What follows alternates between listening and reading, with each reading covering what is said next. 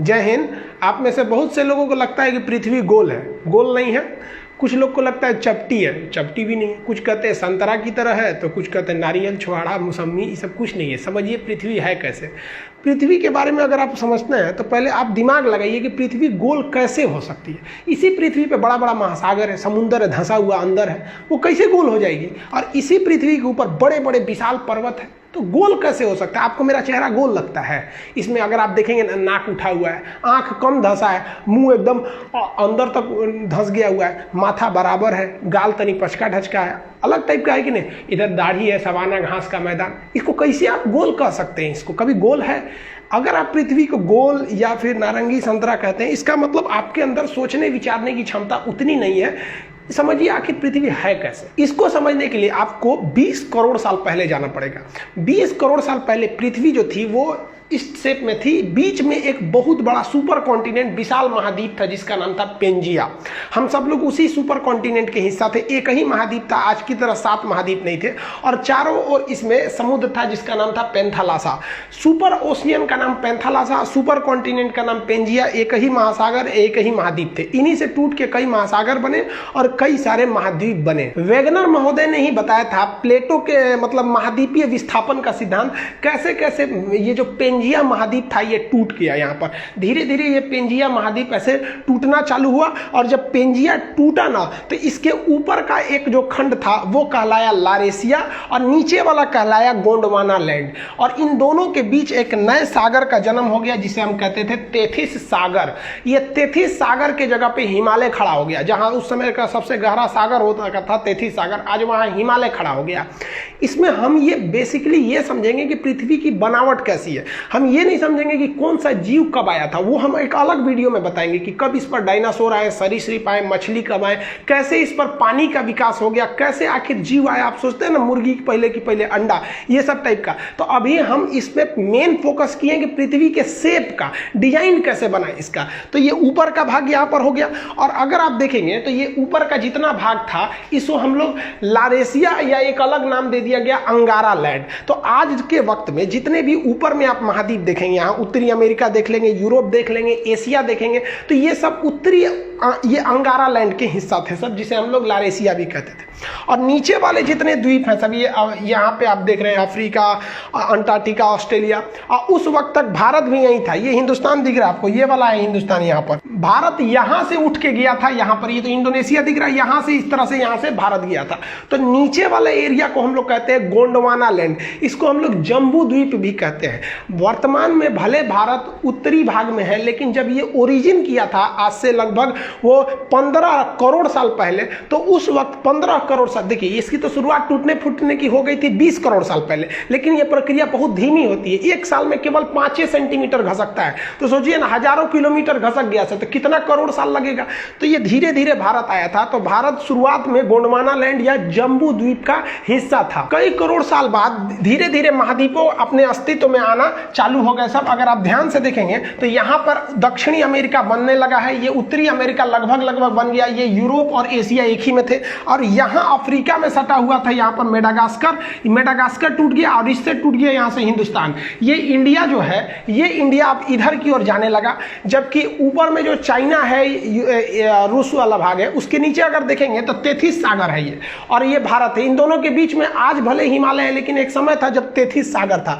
और उसके बाद यहाँ से भारत जाना चालू किया। आज से लगभग 7 करोड़ साल, 10 करोड़ साल, ऐसे धीरे धीरे कई करोड़ साल लगा। और उसको जाते जाते यहाँ से धीरे धीरे यहाँ से यहाँ घसका, फिर यहाँ घसका, तेथिस सागर खत्म करके यहाँ घसक गया यहाँ पर, और जाके अभी ये भारत यहाँ पर दिख रहा है। तो ये कभी जम्बू द्वीप और अफ्रीका के पास वहाँ का एरिया का हिस्सा था।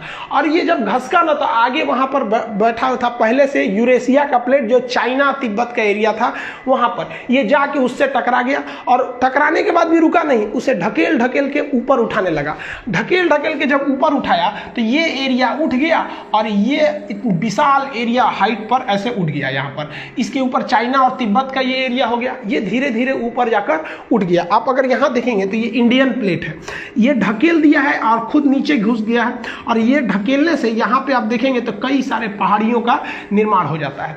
तो इससे इंडियन प्लेट जब उसको ढकेला तो वहाँ एक विशाल पर्वत का निर्माण हो गया। जैसे जैसे अगर आप हाइट पर जाते हैं तो हाइट पर जाने से टेम्परेचर में गिरावट आती है। ये क्यों आती है ये अलग बताएंगे। 165 मीटर की अगर आप ऊंचाई पे चले जाएंगे तो 1 डिग्री सेल्सियस की कमी आ जाएगी। लगभग 1 किलोमीटर की ऊंचाई पे जाएंगे ना तो आप में 5 डिग्री सेल्सियस की कमी आ जाएगी। हिमालय पर्वत लगभग 9000 किलोमीटर है। अगर 9 × 45 देखेंगे तो 45 डिग्री सेंटीग्रेड तो ऐसे ही गिर जाएगा कोई भी चीज़ हिमालय। इसलिए वहाँ पर पहाड़ के ऊपर पूरा टेम्परेचर गिरने से बर्फ का अंबार लग गया, पहाड़ों पर पूरा बर्फ लग गया। यहाँ धीरे धीरे इंसान बसना चालू हुआ। करोड़ों वर्ष पहले वो भाषा का आविष्कार किया तो उसने इस पहाड़ का नाम रख दिया बर्फ का घर। जिस तरह से पुस्तक का घर क्या होता है, घर को हिंदी में क्या कहते हैं, आलय। घर को आलय कहा जाता है। अब पुस्तक का घर है तो पुस्तकालय, भोजन का घर है तो भोजनालय। उसी तरह ये बर्फ को हम लोग हिंदी में कहते हैं हिम का घर हो गया तो हो गया हिमालय। तो यहाँ हिमालय का निर्माण हो गया, हिमालय पर्वत का निर्माण यहाँ से हो गया। यहाँ पर ये हो गया पर्वत, हिमालय उस और तिब्बत हो गया। तो ये तो उबड़ खाबड़ आकृति आप देख रहे हैं। अब पृथ्वी सच में कैसे दिखती है वो अगर देखना है तो देखिए ये है आपकी पृथ्वी, ये ओरिजिनल पृथ्वी है। इसको कंप्यूटराइज करके मतलब शेप लिया गया है यहाँ पर। अब आप बताइए ये इसको कौन कहेगा कि ये गोल है या फिर पृथ्वी चपटी है। पहले के ज़माने में लोग कहते थे पृथ्वी चपटी है, इसलिए वो दूर तक का सफ़र नहीं करते थे कि कहीं अचानक से गिर जाएंगे तब क्या होगा। ये बहुत प्राचीन काल की है। प्राचीन चीज़ को अभी से मत मिलाइए, वो उस वक्त उसी को सच माना जाता था और अभी के वक्त में वो सब सच नहीं है।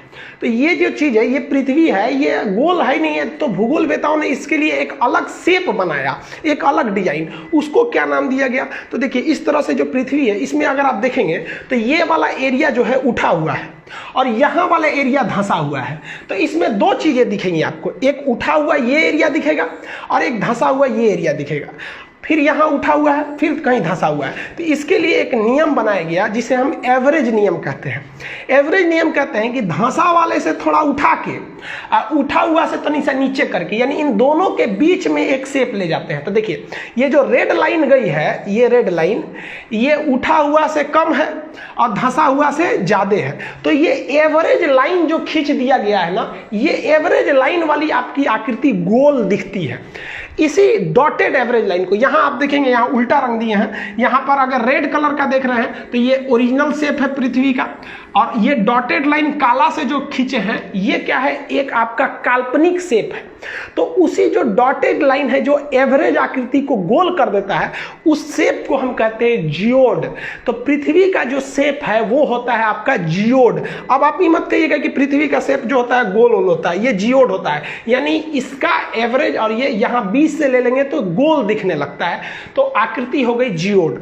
इस जियोड के ऊपर कहाँ कौन पर्वत है, कहाँ क्या चीज है, इस पढ़ने की क्रिया को, जियोड के ऊपरी पढ़ाई को हम लोग जियोग्राफी या भूगोल कहते हैं। आप मैच कीजिए यहां से जियोग्राफी और जियोड से।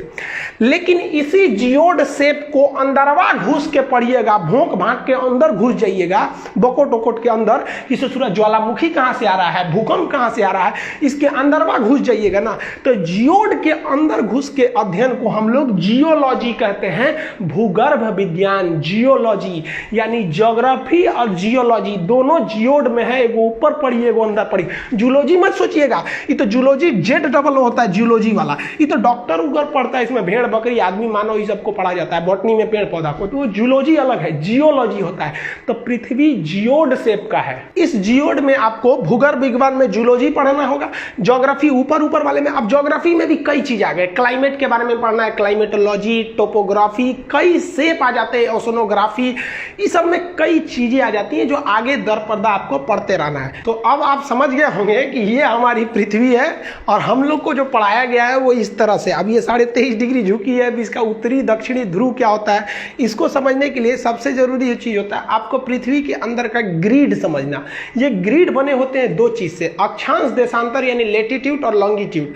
अगर आपको किसी जगह का लेटीट्यूड बता दिया जाएगा तो आप बता देंगे कोई भी लैटिट्यूड अगर आप दे दिया जाएगा, बता दीजिएगा कि वहाँ कितनी वर्षा होगी, कितना धूप आएगा, गर्मी का दिन कब आएगा, ठंडी का दिन कब आएगा, और लॉन्गिट्यूड दे दिया जाएगा अगर उसका किसी चीज़ का, तो आप वहाँ टाइमिंग बता देंगे कि क्या समय बन रहा है, क्या चीज़ है, वहाँ का क्लाइमेट A to Z में। तो ज्योग्राफी में किसी चीज़ को समझने के लिए इस सब चीज़ों का होना काफ़ी ज़्यादा ज़रूरी है, ये हम आपको बता देंगे। आई होप आप इसको तो समझ गए होंगे कि पृथ्वी गोल है या चपटी है, पृथ्वी जियोड है साइंस के हिसाब से। बाकी आप किसी पुरानी परंपरा को मानते हैं तो आप मानते रहिए, लेकिन ज्योग्राफी यही करता है कि भाई सब पृथ्वी जियोड है, जियोड से बना है ज्योग्राफी। अब एक सूचना आप ध्यान से समझिए, ये चीज़ें आप समझ गए ना। आज रात में मेरे मोबाइल पे एक मेल आया था, और वो मेल बेसिकली इसीलिए आया था कि मेरे चैनल को हैक किया जा सके, और कई चैनल हैक भी हुए हैं। आप अगर इधर देखिएगा तो कई टीचरों के भी चैनल हैक हो गए। कई लड़के हमें भी फ़ोन कर रहे हैं, सर यहाँ पे आप लोग भी उन टीचर के लिए, भाई जितने स्टूडेंट हैं आप लोग ट्विटर वगैरह पे उनके लिए करिए, क्योंकि कोई भी टीचर आपको यूट्यूब पर पढ़ा रहा है तो फ्री ऑफ कॉस्ट ही आपकी सेवा के लिए कर रहा है।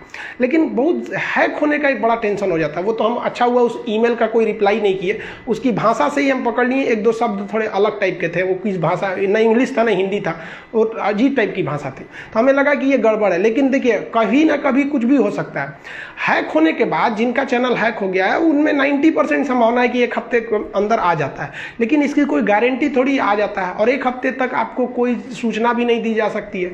इसलिए एक दूसरा चैनल हम केवल बैकअप के लिए बनाए हैं, जिसका नाम है खान सर लाइव। इस चैनल का लिंक हम इसके डिस्क्रिप्शन में दे देंगे, आप उस चैनल को देख लीजिएगा। उस पर हम एक वीडियो डाल दिए हैं कि अभी चाइना से क्या इशू चल रहा है, चाइना के जहाज को किसने मार के गिरा दिया, और हमारा एक बहुत ही बढ़िया प्लान जिसको चाइना ने ध्वस्त कर दिया, लाओस को लेकर हमारा एक लुक ईस्ट पॉलिसी को तो चौपट कर दिया। आखिर ये क्या चीज है, आप उस चैनल पे देख लीजिए। उस चैनल को आप एज ए बैकअप या इमरजेंसी के लिए सब्सक्राइब करके रख लीजिएगा, उस पर भी इधर वीडियो देते रहेंगे, क्योंकि बड़ा जल्दी जल्दी हैक हो रहा है। और हम स्टूडेंट्स के लिए जो प्रोटेस्ट किए थे 5 दिन में, गवर्नमेंट जो थी वो 2017 से जो सोई थी उसको होश आ गया कि भाई लड़कों का एग्जाम भी लेना है। धड़ाधड़ एग्जाम का डेट आने लगा, SSC, रेलवे, हाँ सब स्टूडेंट्स को कहते हैं कि दुनिया भाड़ में जाए, लेकिन आप अपने अधिकार के लिए डटे रहिएगा।